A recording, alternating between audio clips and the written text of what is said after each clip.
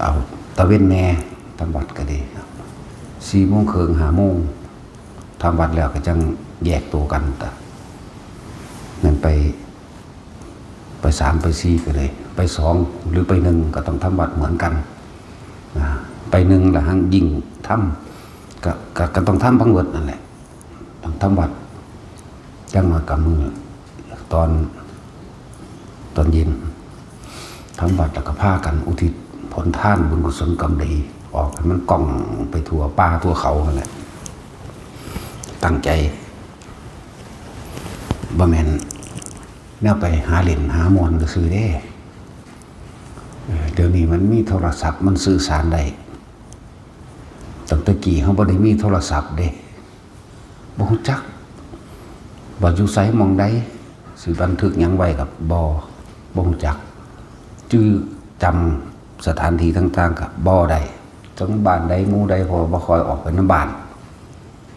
ซุมื้อนี้มันแม่นบ่ออกมันก็ฮู้จักมันมีโทรศัพท์นั่นแหละจังว่าพวกกันอย่าพากันประมาทมันเดินย่างไป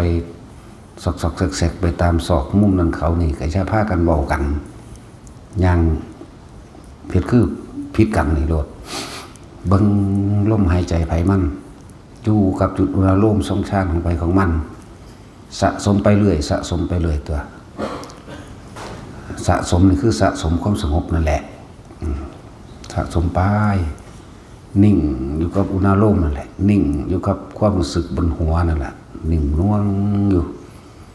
บ่ได้รีบบ่ได้เร่งบ่ได้ฝ่าวเพราะว่าไร้จุดหมายก็ไปเรื่อยๆสติแต่อยู่ผู้อยู่กับลมก็อยู่ผู้อยู่กับความรู้สึกในกายหน้าผากบนหัวก็อยู่แบบนั้นอย่าคิดออกไปทั้งนอกคำว่าส่งคิดออกนอกแปลว่าคิดถึงอันนั้นอันนี้คิดถึงคนนั้นคิดถึงคนนี้คิดถึงสัตว์ต่างๆสิ่งของต่างๆคิดถึงบ้านคิดถึงเรือนหลายๆอย่างที่คิดถึงตัวอื่นส่งคิดออกนอกจิตกับความคิดนั่นแหละให้มันมารู้สึกตัวอยู่กับลมเห็นมารู้สึกตัวอยู่กับกลางคิ้วหน้าผากอย่างเข้าเนี่ยมันอยู่แค่นี้แหละเมื่อกำลังมันตั้งมั่นจิตตั้งมั่นมันตั้งมั่นนี้แล้วเป็นฌานเป็นสมาธิเกิดขึ้นแล้วความอัศจรรย์หลายๆอย่างมันจะเกิดให้เฮาเห็นเองดอกความอัศจรรย์ของแปลกประหลาดผู้ที่ว่าเห็นกับผู้บ่เห็นมันก็ต่างอยู่ดอกที่ว่าเขาเจ้าเห็นเพราะว่าเขาเจ้าว่างกำลังจิตให้เป็นสมาธิได้ตั้งมั่นอยู่ในจุดเดียวนั่นแหละผู้บ่ท่านได้เห็นกับอย่าต้องไปอยากเห็นอีหยังดอกก็บ่ได้แปลว่าต้องปฏิบัติเพื่อให้เห็นนั่นเห็นนี่เด้มันหังเห็นเองนั่นแหละเฮาบ่ได้ตั้งจุดหมายบ่ได้คาดคะเนเพื่อสิให้ไปเห็นหูเห็นอย่างนั้นกำลังจิตของผู้ใดตั้งมั่นมากผู้นั้นก็รู้ล่ะก็หูก็เห็นก็ได้ยินล่ะบางทีก็เสียงสวดมนต์ดังมาจากฟ้าเสียงสวดมนต์เสียงคองเสียงกลองตีมาจากภูเขาต่างๆถ้ำต่างๆหรือดังออกมาจากภูเขาล่ะบ่ฮู้ว่าจุดมันมาจากไสยิ่งเฮามีจิตตั้งมั่นเท่าใดเฮาหังได้รับทราบความละเอียดขึ้นไปอีกเสียงสวดมนต์เสียงสวดต่างๆดังมาจากฟ้านี่ละเอียดไปเรื่อยละเอียดไปเรื่อยบางทีเฮาภาวนาแบบจิตตั้งมั่นนิ่งอยู่ในความรู้สึกในกายเฮาเองว่างๆโล่งๆโปร่งๆมั่งอาจสิได้ยินเสียงสวงซองสาธุการดังสนั่นหวั่นไหวได้ว่าธรรมดาดังไกลๆดังกว้างๆดังร่วมๆดังหลายๆประสานเสียงมันได้นั่นแหละเขามาโมทนานำก็ดียิ่งสงบได้มากเพียงใดก็ยิ่งรู้ได้มากนั่นแหละสงบก็คือบ่คิดไปเรื่องอื่นๆอยู่แต่ในความรู้สึกลมหายใจอยู่แต่ในความรู้สึกในกายเขาเองมีหน้าผากนิ่มน่วงหน้าผากบนหัวทำกลางอกมันนี่แหละอยู่กับแค่นี้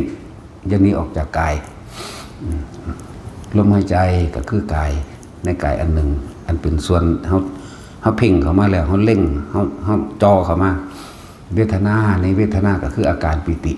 ที่มันเป็นอุเบกขาเวทนาจิตในจิตก็คือการรับทราบต่างๆโดยบ่ให้ความคิดบ่ให้ออกไปจากความรู้สึกในกายกายเวทนาจิตจิตเวทนากายสภาวะปรากฏการณ์ต่างๆของคำว่าธรรมก็คือสิ่งทั้งหลายทั้งปวงที่มันจะปรากฏขึ้นคือว่าร่วมเบิดทั้งหลายโดยภายในอันเป็นของลึกลับซับซ้อนวันนี้อาจจะเห็นมีแสงนั่นแสงนี่วูบๆว่าๆกระพริบกระแพบไปเรื่อยถ้าเราบ่สนใจมันเราก็สิชัดเจนขึ้นเองถือว่าเป็นแสงออกมาทำโปมมือหรือทำกำปั้นแต่เราบ่ได้สนใจมันแต่ว่าเราเห็นอยู่รู้อยู่มันคอยใหญ่ขึ้นดอกหมายถึงอาจจะเห็นที่มากขึ้นยิ่งขึ้นมากยิ่งขึ้นไปเรื่อยเนี่ยแต่ว่าจุดสำคัญคือการเห็นแล้วคือบ่ให้คิดบ่ให้นึกบ่ให้ไปใส่ซื่อมันบ่ให้ไปหาเหตุผลกับสิ่งนั้นสิ่งที่มันปรากฏขึ้นมาสีเขียวสีเหลืองสีขาวนวลปากกายพึกอย่างก็แล้วแต่บ่ให้ไปหาว่าคืออย่างให้เขาเข้าใจคำว่าละความเห็นหยุดการคิดปรุงแต่งบ่ให้ลงความเห็นบ่ให้สรุปความเห็นใดๆทั้งสิ้นในสิ่งที่เห็นการเห็นเหล่านี้ก็ต้องอาศัยกำลังจิตเป็นสมาธิเด้คณิกะอุปจาระการเห็นนั่นคืออุปจาระสิ่งทั้งหลายจะอุบัติขึ้นปรากฏขึ้นระหว่างท่ามกลางความสงบที่จิตตั้งมั่นดีแล้วแต่เขาเห็นแสงวูบวาบอย่างก็แล้วแต่เห็นเทวดาสารพัดที่มันสิปรากฏเกิดขึ้นแต่เขาบ่คิดบ่นึกมันก็เป็นอัปปนาเองอัปปนาสมาธิจิตตั้งมั่นไม่หวั่นไหวอันหาประมาณไม่ได้ปราศจากความคิดนึกปรุงแต่งปราศจากการใส่สื่อของมันเรียกว่าละความเห็นจะไปสรุปความคิดเห็นอย่าไปใส่สื่อมันถ้าบ่มีสื่อบ่ใส่บ่มีความเห็นแล้วค่ะนั่นที่ว่าคำว่าสักแต่ว่าก็แม่น ความสำคัญมันหมายมันบ่เกิดขึ้นอัตตาตัวตนมันบ่เกิดขึ้นเด้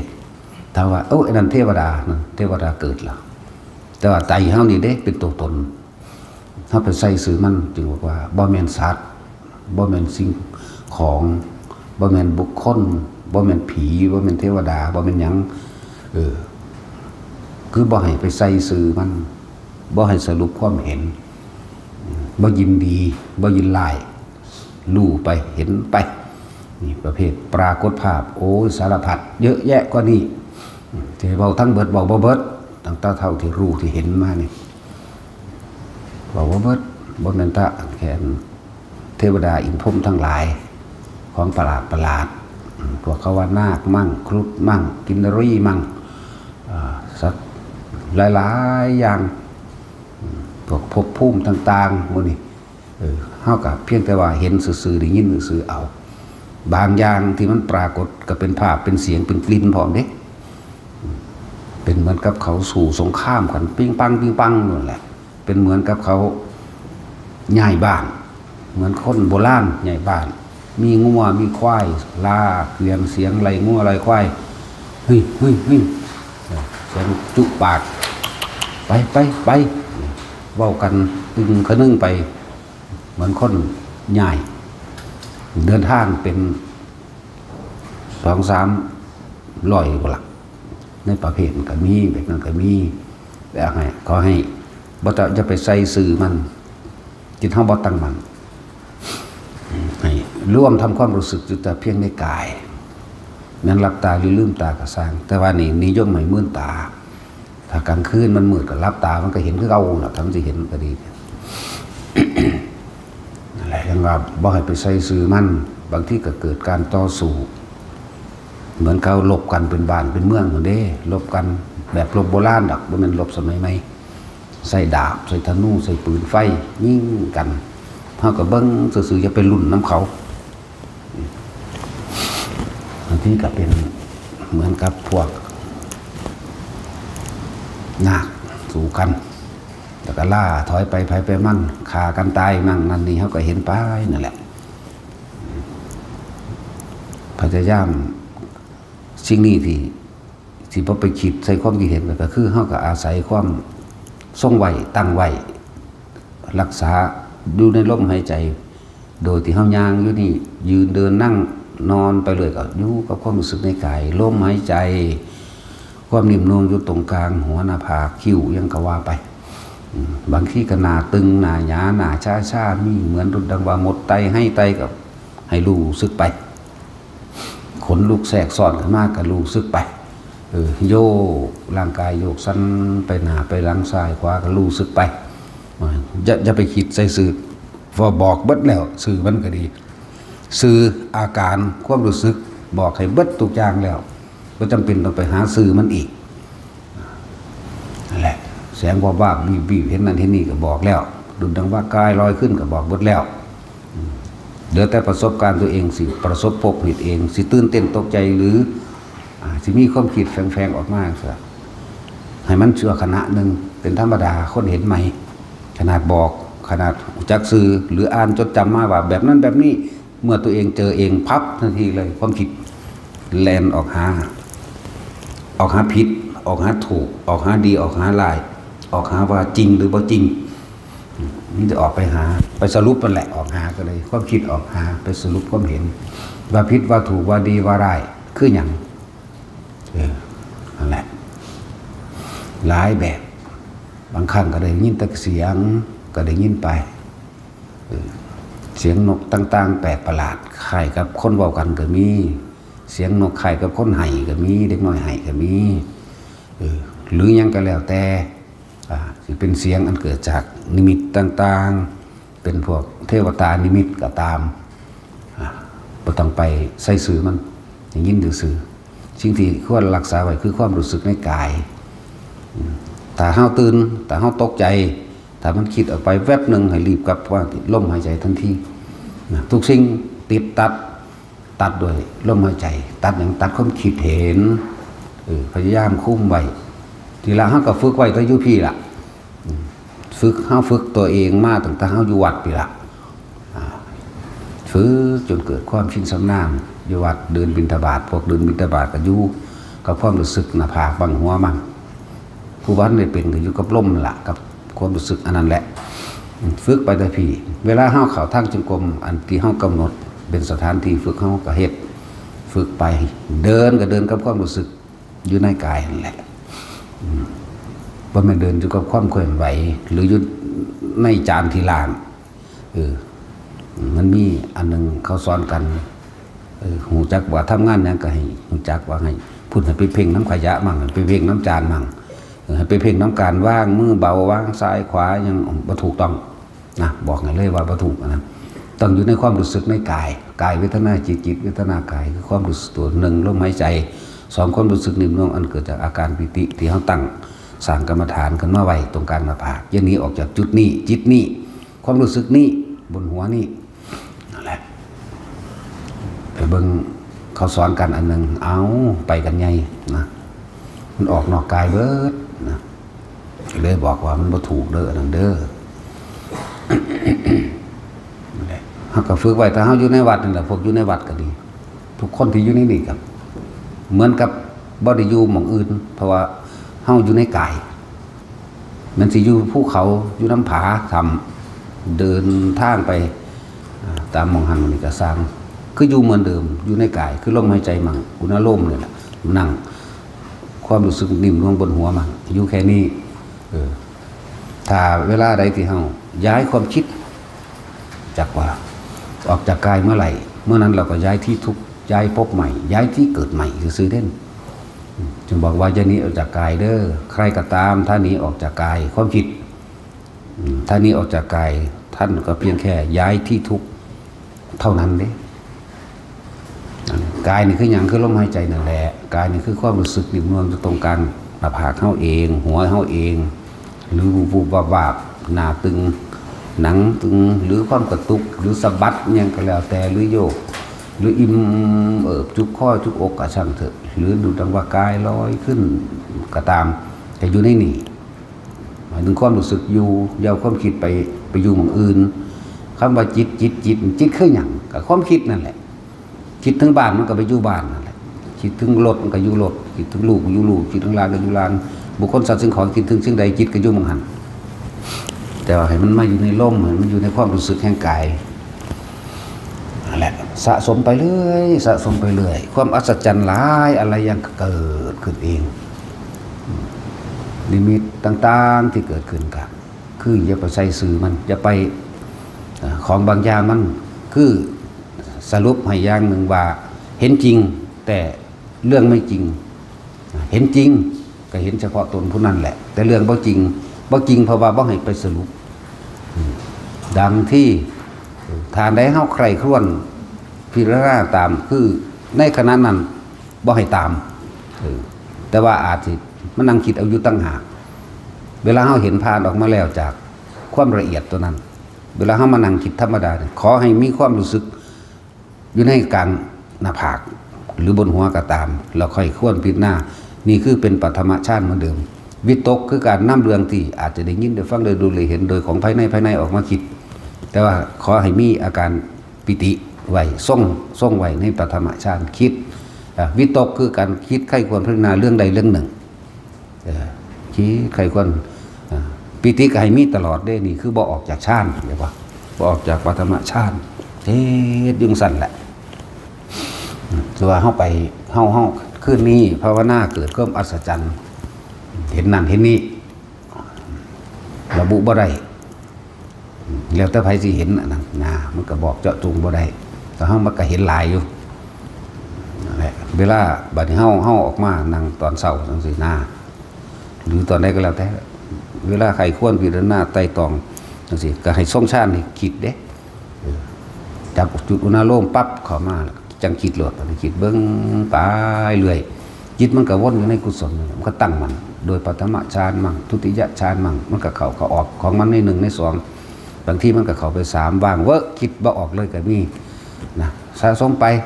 บางทีถ้ามันสิเข้ามันก็ลอยเข้าเองดอกมันเผลอเข้าไปเองเหมือนคนนอนหลับนอนหลับนี่บ่มีผู้ใดกำหนดหลับได้มีแต่นอนไปเรื่อยๆหลับไปเองฌานที่4ก็เหมือนกันมันสิเผลอเข้าไปเองมันตั้งใจบ่ได้นอกจากชำนาญเป็นหมื่นเป็นแสนครั้งอาจจะจับจุดได้พวกนี้ชำนาญทุกท่านก็สร้างตัดไปเอา1 2 3 3 2 1อยู่กับมันแบบนี้ถึงว่าฝึกหัดตนเองพวกที่นี่ก็ฝึกไปเรื่อยบัดนี้แม่นสิอยู่ไสก็สร้างเลย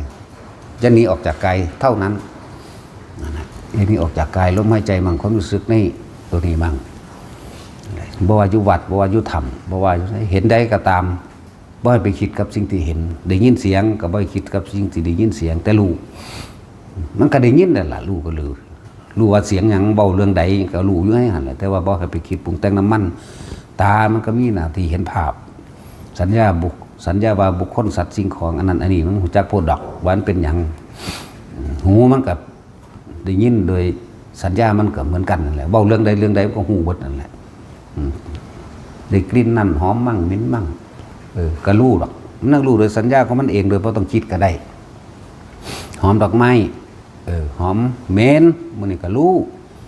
นั่นแหละรูปรสกลิ่นเสียงต่างๆมันรู้ของมันแต่ว่าบ่ให้ไปปรุงแต่งจากสิ่งที่เห็นเด้หยุดสัญญาดับสัญญาอย่าคิดนึกปรุงแต่งไปแต่ว่าอันรู้ก็รู้ผู้หญิงก็รู้ผู้ชายก็รู้แต่ว่าบ่ได้ให้ไปปรุงแต่งไปว่าเขาไปหยังเขาเป็นไผคือหยังต้องการหยังนี่บ่ให้คิดต่อไปแต่ว่าต้องอาศัยการฝึกทำให้บ่อยทำให้มากมันก็เกิดความเคยชินในการบ่คิดบ่นึกนี่ฮะจึงว่าคิดมันตั้งมันเรื่อยนะแต่สิ่งที่เฮาเห็น